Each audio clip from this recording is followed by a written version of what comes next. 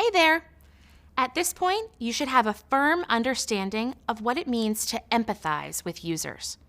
To really understand how users think and feel, you need to talk to them directly. One way you can learn from real people about their needs is by conducting interviews. But how can you find and recruit people to interview? In the next few videos, we'll go over what you need to do to recruit participants, prepare for interviews, and conduct interviews. Are you ready? Let's get started with how to recruit participants first.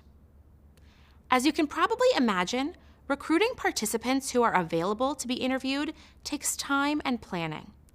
When you're on the job in the real world, you might start with a screener survey to help identify the best candidates to interview for your research study. A screener survey, or simply screener for short, is a detailed list of questions that helps researchers determine if potential participants meet the requirements of the research study. For the purposes of this course, you aren't required to create a screener, but it is a good tool to be familiar with for the future. Whether you use a screener survey or just move straight to recruiting, you should start with one important step. Determine the interview goals. To determine the goals of the interview, ask yourself questions like the following. What do you want to learn from the interviews?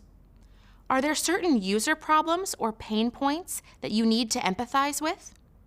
Are there any characteristics of users you want to interview? Why?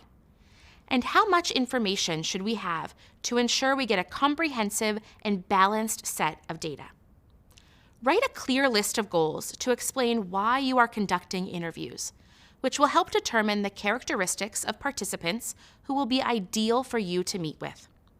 For example, imagine you're designing a weather app for the project in this course.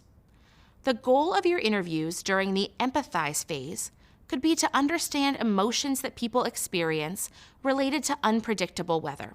Or imagine you're designing a shopping app. During interviews, you may want to identify common user behaviors and experiences involved in shopping online, like adding and removing items from a cart. As you start recruiting, aim to form a representative sample.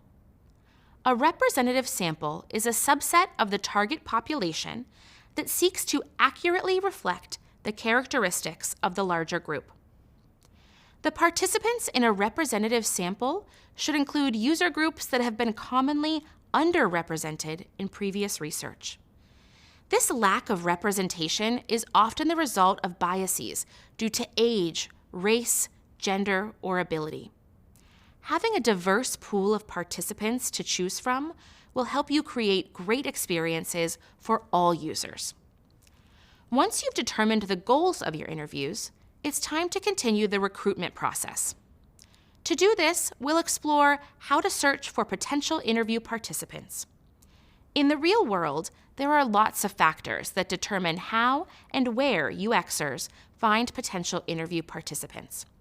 For example, finding people to interview can depend on the company you work for, the type of product you're designing, time constraints for the project's budgets, and the accessibility of the people you want to interview.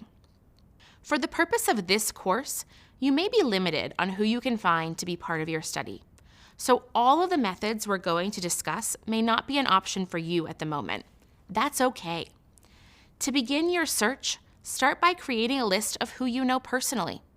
You can also ask people from your professional circles, such as your current or former colleagues, managers, or even peers in this course.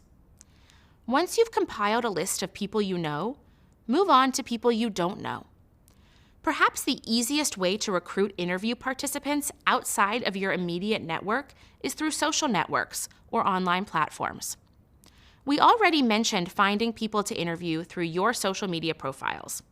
You can also connect with potential interviewees via professional networking sites like LinkedIn. Online groups based on personal interests are another great resource. For example, if you're designing an app for musicians, you might find an online group about creating music through a Google search or on social media sites like Facebook or Reddit. Okay, so you have quite a few ideas for how to find people to interview for your project in this course. I also want to share a couple of ways that you might find interview participants in the real world on the job. Keep in mind, though, that these two methods are not expected for the purposes of this course. One method you might use is a third-party research recruiting agency. This means that the agency you hire finds people for you to interview. Recruiting agencies are useful because they save you time and can often reach a greater diversity of users than you might be capable of reaching on your own.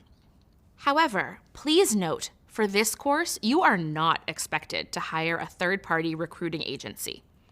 Hiring a recruiting agency costs money, so you will likely only use this method if you're working on a project that has a budget for this service. You and your team may also choose to connect with research participants through paid services like usertesting.com or userinterviews.com. All right, hopefully you now have a decently sized list of people you can ask to participate in your interviews. You may decide to reach out to these participants based on who's available. Or if you were sending a screener survey, you might select the candidates who align best with your interview goals. Either way, it's likely that a few candidates will stand out quickly as ideal candidates. When you are ready, reach out to each prospective participant. The most common way to do this is via email. Let's explore what you should include. Start with a greeting that introduces yourself and the project. Then, briefly explain why you are reaching out to them. Include logistics for the interview, like location, date, and time. Next, explain the setup for the interview. This is a good time to explain any parts of the interview that you'll need their consent for, like recording audio or video. Begin wrapping up your email by letting the participant know how they should confirm their interview time if they are interested. This can either be through a link to schedule their interview or through an email reply. If you have the budget, add an incentive like a gift card. This always helps sweeten the deal and makes participants excited to interview. Finally, close the email with a salutation and your name. After you confirm people to interview, it's a good idea to send email reminders the week before the interview and the night before the interview. This will help ensure that the people you found actually show up for their interview. And that's a wrap. Finding great interview participants takes true effort, but the great research you'll conduct will make it all worth it. In the next video, you'll learn all about preparing for interviews. Good luck!